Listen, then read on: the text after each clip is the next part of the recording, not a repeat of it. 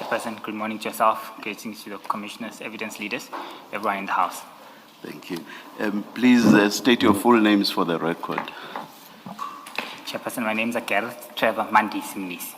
As Mnisi steps forward to introduce himself, the question hanging in the air is simple.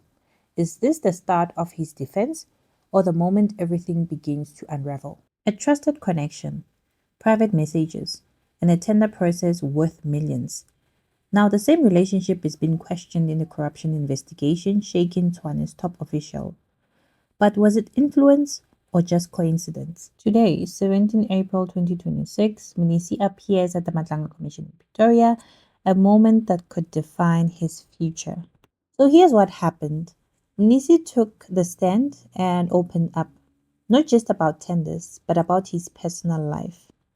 He says he met Fannie Nkosi during one of the lowest points in his life, a painful and hostile divorce.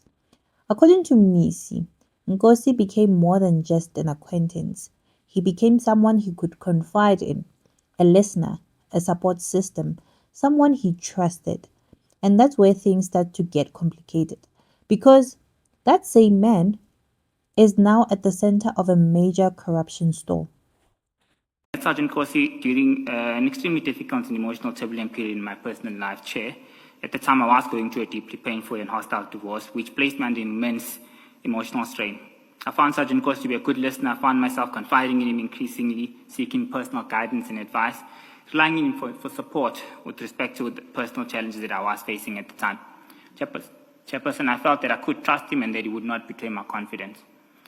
He is an older gentleman than I am, and obviously I found within his life experience, which he often shared with me, of great value and of assistance to guide me during this extremely difficult period and time of my life. I did find it easy as our friendship grew, Chair, to seek his counsel. I also found him to be a caring individual. Looking back, I can say I regarded him as a brother. Always there for me, was kind, was caring, was protective, sharing words of comfort when the same was needed. We also, of course, had some good times and fun, Chair, whether we went shooting, biking, or just socializing. Paragraph 21, as our friendship grew closer, we became familiar with each other. We would occasionally share some work-related frustrations and challenges that we were experiencing. I believe it is natural for friends to discuss these kinds of issues. Just to expand, it was not anything sensitive in any nature or form. Mnisi admitted that Nkosi would send him names of companies during a tender process. Now think about that. A police officer sending company names to a CFO in charge of overseeing bids. Coincidence or something more? Investigators say that these messages suggest Nkosi was trying to influence who gets the multi-million rand tenders. And one company, allegedly linked to Nkosi's own brother, reportedly benefited. And here's what makes this even more serious. Nkosi isn't just anyone. He's allegedly a middleman linked to powerful figures and suspected cartels operating within the system. And Mnisi wasn't just any official. He chaired the very committee responsible for overseeing these tenders. Now that's a dangerous combination in my opinion. At page 5, it's paragraphs 22 and 23. Chairperson, I have not received any payment or benefit either directly or indirectly from Sergeant Nkosi. I further confirm that I have not received any payment or benefit from a third party from Sergeant Nkosi. I do, however, wish to state on a few occasions Sergeant Nkosi accompanied me to meetings or gatherings in instances where I might have felt unsafe or vulnerable purely as a friend. I never perceived this or understood him accompanying me as a benefit of any sort for either of us.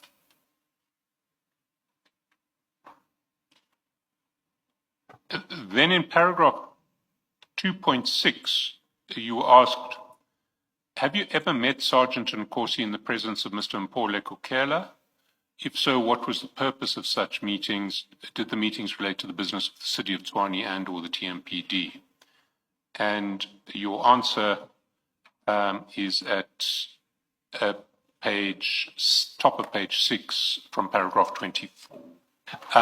Again, just bearing in mind the point made by Commissioner Kumalo, if you can give us dates in relation to this answer.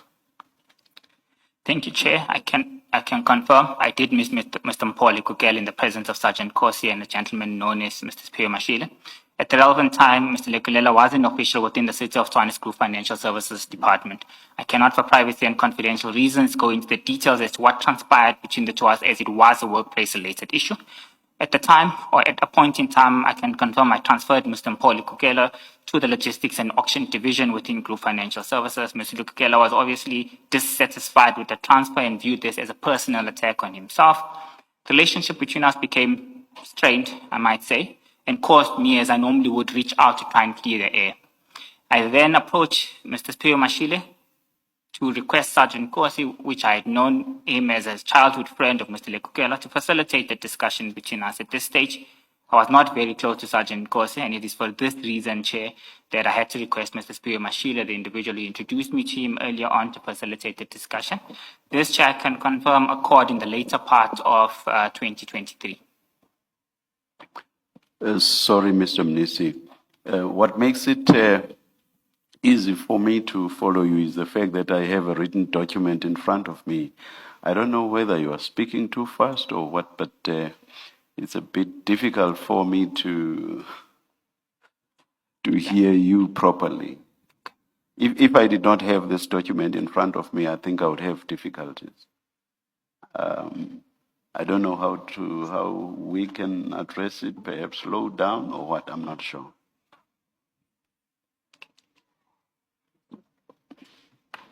I mean, Chair, what we can also do is we can flight at this point because we're no longer needing to, there's nothing further that's confidential.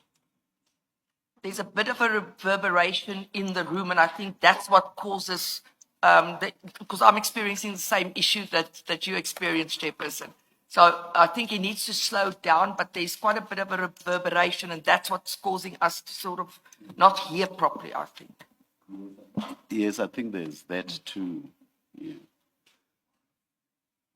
I may conceivably be part of the problem as well, because when more than one mic is on, I'll just make sure that I always switch my mic off when I'm not speaking so that we don't get feedback.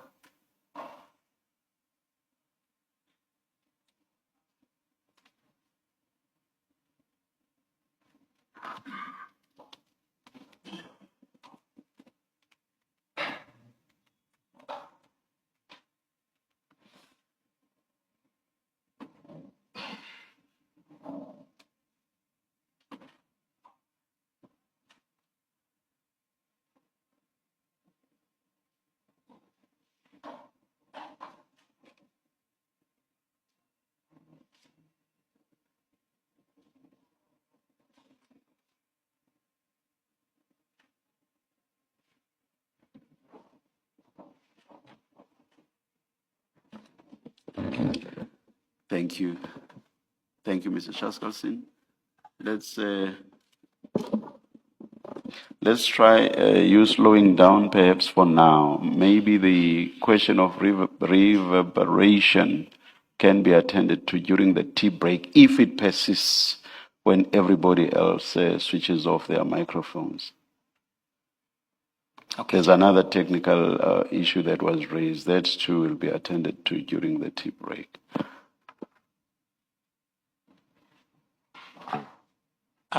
Mr. Mnisi, the next question is at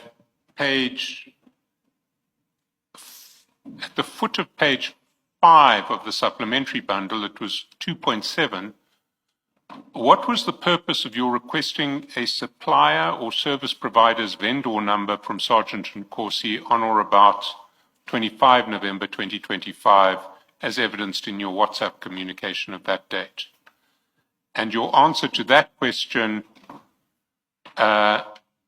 is it starts at page 6, paragraph 26. If you can read that answer again, amplify what you want to amplify. Thank you, SC.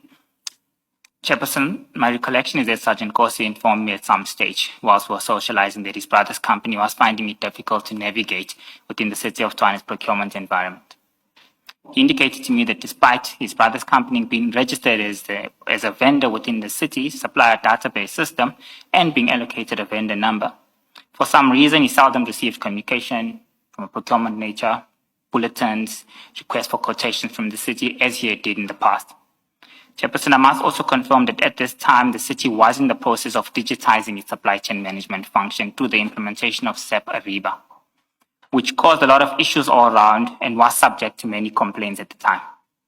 My request was purely to ascertain whether his brother's vendor number had been correctly migrated and captured accordingly on the city's new SAP Ariba business network. At the time, Chair, there were numerous complaints received and raised by many suppliers who were having difficulty in engaging with the city's procurement process as a result of the change or the implementation of new internal controls. These concerns were regularly brought to the attention of the relevant officials and myself, particularly during the transition of new SAP Ariba business network, with suppliers reporting challenges relating to vendor registration. I had no issue to assist, Chair, as I had assisted several other suppliers on previous occasions regarding the matter of this nature. I further, for the benefit of the Commission, need to briefly explain what SAP Ariba is and what benefit it brings to the city. SAP Ariba is a procurement platform which assists organizations in managing, sourcing, purchasing, suppliers, contracts, invoicing, payments in a one-connected system. It links buyers and suppliers to SAP Business Network. As evidenced from what I state below, Chair, we all had to assist in the migration of these issues, as the benefits to the city were enormous. Put in simple terms, we rolled up our sleeves and we assisted in whichever way we could as a pure mechanism of ensuring that we digitize the supply chain management system.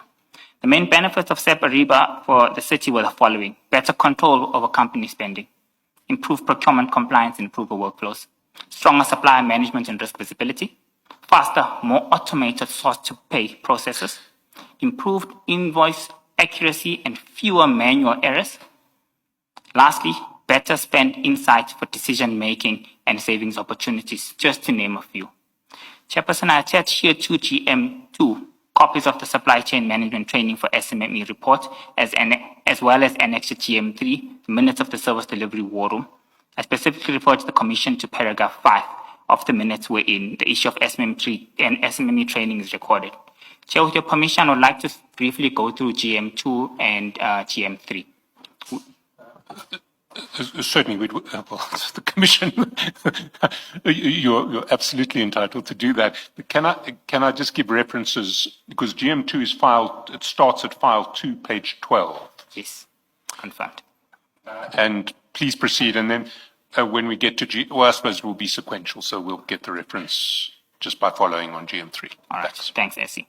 So GM2, Chair, as you can see, it's me getting feedback from the Director responsible for performance management with his supply chain management. This was a new position that was created as part and parcel of institutional arrangements in ensuring that the city supply chain management function is able to deliver in line with the mandate.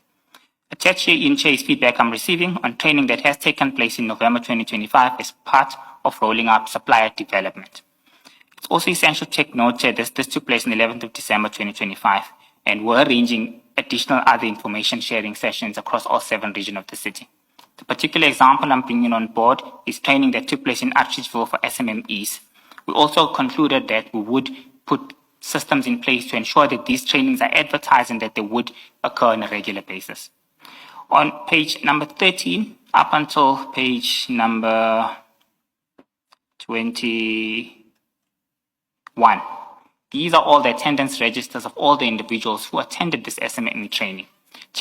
On the next page on 22, it's an update on the program of the day and the program that was designed in terms of capacitating SMMEs within the city.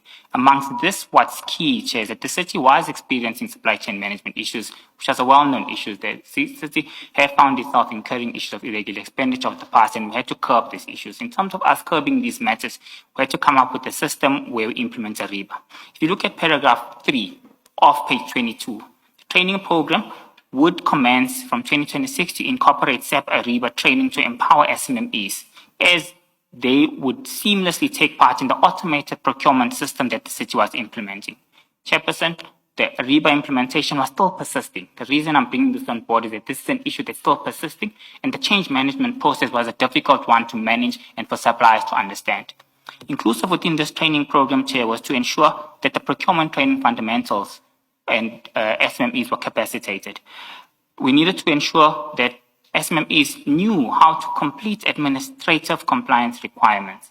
We needed to ensure that SMMEs were prepared and were able to prepare competitive bidding processes with effective pricing, contracting as well, online automated bidding, including on how to successfully upload bids. This is part and parcel of the city's goals to completely move to a digital platform from a supply chain management perspective, moving away from physical tender documents and papers which could be easily manipulated.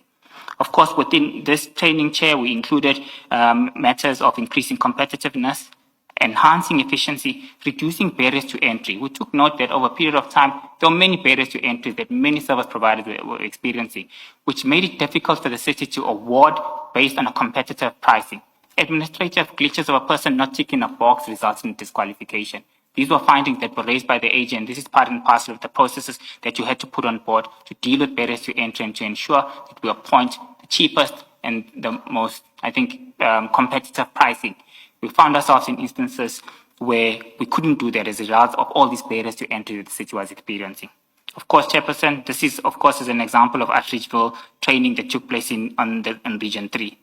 On page 23, Chair, why I'm bringing this on board, this was a partnership that Supply Chain Management, the Group Financial Services, was managing in conjunction with Group Economic Development. You can see, Chair, that it was not only a city function. We had representatives from SARS, we had representatives from provincial department, we had representatives from NYDA. It was a provincial issue-wide matter that we were trying to resolve. We invited all these colleagues on board to ensure that our SMMEs are trained correctly and know how to deal with tax matters and know how to deal with matters that previously found themselves being barriers for suppliers. Now Mnisi has been suspended. He got suspended on the 15th of April 2026. Investigations are still ongoing and the truth is still unfolding. Let me know what you think in the comments. Do you believe in Mnisi, or does this story not add up? And if you want more updates on this unfolding scandal, make sure to like, subscribe, and stay tuned because this story is far from over. See you on the next one. Bye.